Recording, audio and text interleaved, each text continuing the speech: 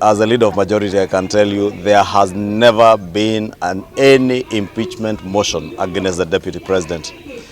That has been his creation, and those that he walks around with is a sympathy-seeking gimmick to try and incite people from the Mount Kenya region, and more so against members of parliament. If you keenly listened to him yesterday, he passed a veiled threat to the people of Kenya when he said that even an impeachment motion would cause political instability. Or rather, he framed it that it's about the stability of the nation, political stability of the nation. What he actually meant is that he is trying to threaten, should there be one, that there will be political instability. The kind of political instability, as I said yesterday on Twitter, that they instigated on the 25th of June, 2024.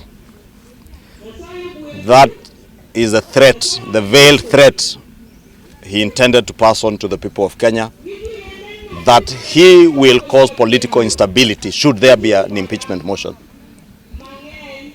But for the record, there has never been. I am yet to see one. I was last in Parliament on Tuesday, the whole day. There was no impeachment motion. No member of Parliament has ever proposed even to collect signatures. So it's only the Deputy President who has been speaking about his own impeachment. Probably he's calling for it. I do not know. He might be calling for it. Or he might be imagining that if it comes, he can incite one region of our country against Parliament and against members of Parliament, because that is a fear he has been trying to sell. That is why I said I have put my chest forward to defend the rights of all members of Parliament as their leader. Because nobody, not the President, not the Deputy President, should ever imagine that they can intimidate members of Parliament from doing what they ought to do. Impeachment motions are part of our oversight of state officers. The Deputy President is not an exception. So is the President.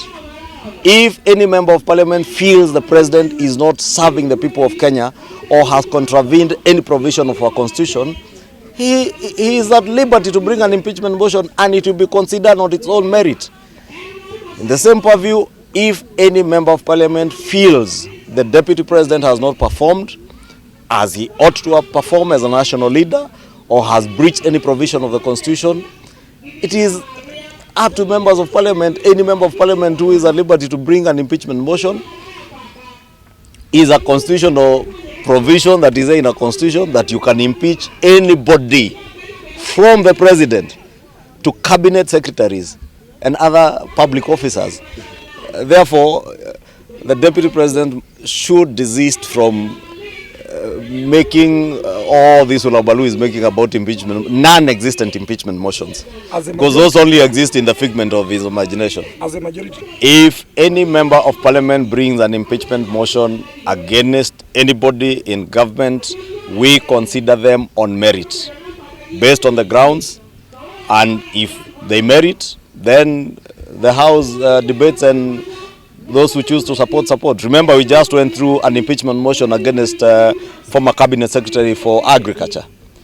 And you remember when I spoke in the House that day, I said it did not meet the constitutional threshold, and therefore you could not create a nexus between the issues that Mheshimiwa Amboka had raised against Linturi.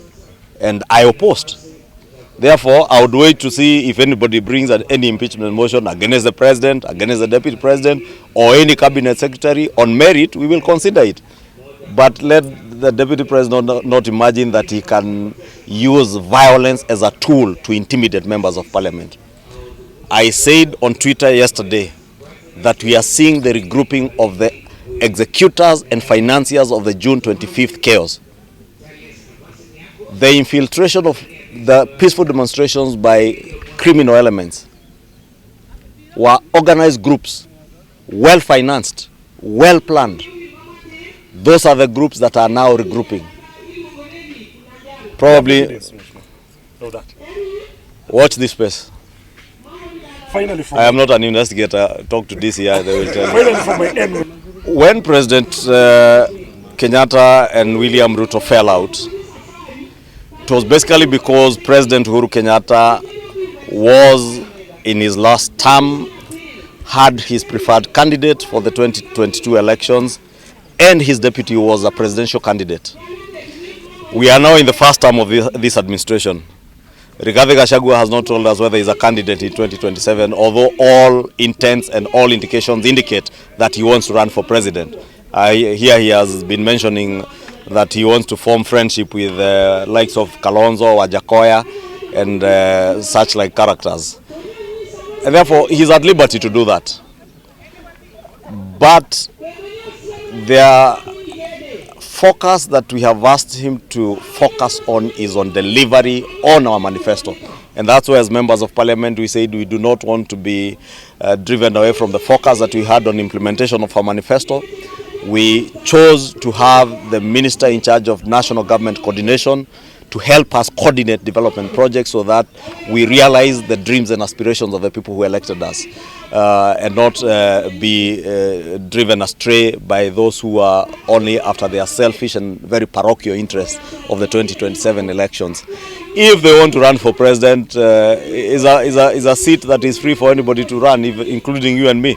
And they can form friendships with Wajakoya and the others. They can peddle whatever I want to peddle with them and sell to the people of Kenya, and the people of Kenya will listen to them. What I would have expected the deputy president to be doing now, even in an address, and I did challenge him last week, for 2 years he has never addressed any national media station to either articulate what government is doing or even advance government policy on anything, be it housing, be it universal health coverage, be it the stall projects to talk about, be it even business and the pending bills I had him mentioned by passing. We have never seen him. How I wish he would spend his time to focus on those people-centric issues and not selfish parochial things as he has engaged us in. Ni asante sana, nadhania kuna watu walisalia kutoa ushuhuda.